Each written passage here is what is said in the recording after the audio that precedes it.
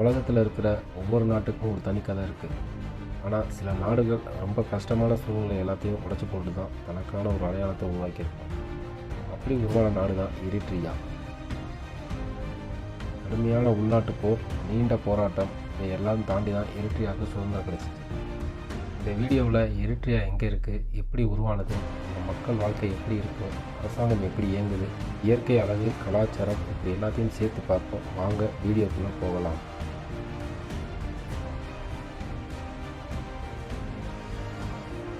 எரிட்ரியாவுக்கும் வடகொரியாவுக்கும் ஒரு பெரிய ஒற்றுமை இருக்குது. அது என்னன்றதை போக போக உங்களுக்கே தெரியும், நீங்களே பாருங்கள். எரிட்ரியாங்கிற நாடை பற்றி தெரிஞ்சுக்கிறதுக்கு முன்னாடி எரிட்ரியா ஃபஸ்ட்டு எங்கே இருக்குதுன்னு தெரிஞ்சுக்கலாம். எரிட்ரியாங்கிறது ஆப்பிரிக்காவோட கிழக்கு பகுதியில் செங்கடலுக்கு பக்கத்தில் இருக்கிற ஒரு சின்ன நாடு. இதோட எல்லைகள்னு பார்த்தீங்கன்னா வடக்கே சூடானும், மேற்கே எத்தியோப்பியாவும், தெற்கே ஜிபூட்டும், கிழக்கே செங்கடலும் அமைந்துள்ளது. இந்த இடம் வர்த்தகம் ரீதியாக ரொம்ப முக்கியமானதுங்கிறதுனால இது ஒரு கடல்வழி வர்த்தக மையமாகவும் இருக்குது. எரிட்ரியாவை ஏதோ சும்மா ஒரு நாடு உருவான கதை அப்படின்னு நம்ம சொல்லிட முடியாது. ஏன்னா இந்த நாட்டு மக்கள் சுதந்திரத்துக்காண்டி கிட்டத்தட்ட 200 வருஷத்துக்கு மேலே போராடிருக்காங்க. 1800களில் முதல்ல இத்தாலியர்கள் தான் இந்த நாட்டை ஆட்சி பண்ணிட்டு இருந்திருக்காங்க. அதுக்கப்புறம் 2ஆம் வகுப்புக்கு பிறகு பிரிட்டிஷ் ஆட்சி பண்ணிட்டு இருந்திருக்காங்க. 1952 பிரிட்டிஷ் இந்த நாட்டை விட்டு போகிறப்ப எத்தியோப்பியாவோட ஒரு பகுதியாக அந்த நாட்டை சேர்த்துட்டு போயிட்டாங்க. எத்தியோப்பியா அரசு எரிட்ரியாவோட சுயாட்சி அதிகாரத்தை பறிச்சிருச்சு. இதனால் விழுந்திருந்த மக்கள் இதுக்கு எதிராக 1961 ஒரு விடுதலை போர் ஆரம்பித்தாங்க. 30 வருஷம் நடந்த இந்த போர் 1993 மக்கள் ஓட்டு போட்டு எரிட்ரியாவுக்கு சுதந்திரம் கிடைச்சதாக அறிவிச்சிட்டாங்க. எரிட்ரியாவில் சுமார் 35 லட்சத்துலேருந்து 40 லட்சம் மக்கள் வாழ்கிறாங்க. முக்கிய இனக்குழுக்களாக டிக்ரியா மக்கள் தான் இங்கே பெரும்பான்மையாக வாழ்கிறாங்க. அதோட டிக்ரோ, அக்பர், சகோ மாதிரியான பல இனக்குழுக்களும் இங்கே இருக்கிறாங்க. மொழின்னு பார்த்திங்கன்னா டிக்ரியா, அரபு, ஆங்கிலம் இதுதான் நிர்வாக மொழியாகவும் கல்விக்கும் இந்த மொழியை தான் பயன்படுத்துகிறாங்க. சுமார் 50% பேர் முஸ்லீம்களாகவும் 50% பேர் கிறிஸ்தவர்களாகவும் இருக்கிறாங்க. மற்றும் கத்தோலிக்க கிறிஸ்தவர்கள் தான் இங்கே அதிகமாக இருக்கிறாங்க.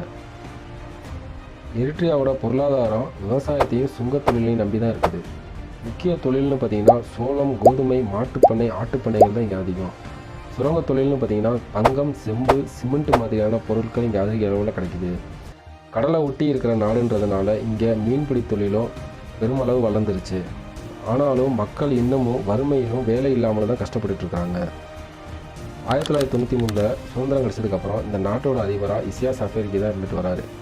இந்த நாடு ஒரு கட்சி அதிபர்ன்ற முறையில் தான் இயங்கிட்டு இருக்குது. அதாவது ஒரே ஒரு கட்சி தான் இந்த நாட்டுக்கு இருக்கும். எதிர்கட்சிக்கெல்லாம் யாருக்கும் வேலையே கிடையாது.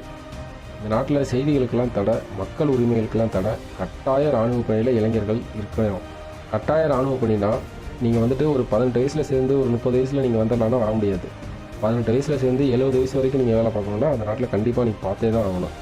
இதனாலே பார்த்தீங்கன்னா நிறைய பேர் அந்த நாட்டை விட்டு கடல் வழியாக தப்பிச்சு வேறு நாடுகளுக்கு சென்றுடுறாங்க. எரிட்ரியாவோட இயற்கை அழகுலையும் பாரம்பரிய கட்டடக்கலையிலையும் தனிச்சிறப்பு கொண்ட ஒரு நாடாக இருக்குது. அஸ்மோரா தான் எரிட்ரியாவோட தலைநகரமாக இருந்தாலும் அதோட பழமையான கட்டிடங்கள் காரணமாக யுனெஸ்கோ பாரம்பரிய தலமாகவும் அறிவிச்சிருக்காங்க. மலைப்பகுதிகள், கடற்கரைகள், பாறை குன்றுகள் இதெல்லாம் இந்த நாட்டோட ரொம்ப அழகாகவும் காட்டுது. எரிட்ரியா ஒரு குட்டி நாடாக இருக்கலாம், ஆனால் அதோட வரலாறு ஒரு பெரிய பாடம். சுதந்திரங்கிறது சாதாரண விஷயம் இல்லை அப்படின்னு நமக்கு காட்டுற நாடு எரிட்ரியா. இந்த வீடியோ பிடிச்சிருந்தால் லைக் பண்ணுங்கள், உங்கள் கருத்துக்களை கமெண்ட்டில் சொல்லுங்கள். மறக்க முடியாத வரலாறு யூடியூப் சேனலை சப்ஸ்கிரைப் பண்ணுங்கள். நன்றி, வணக்கம்.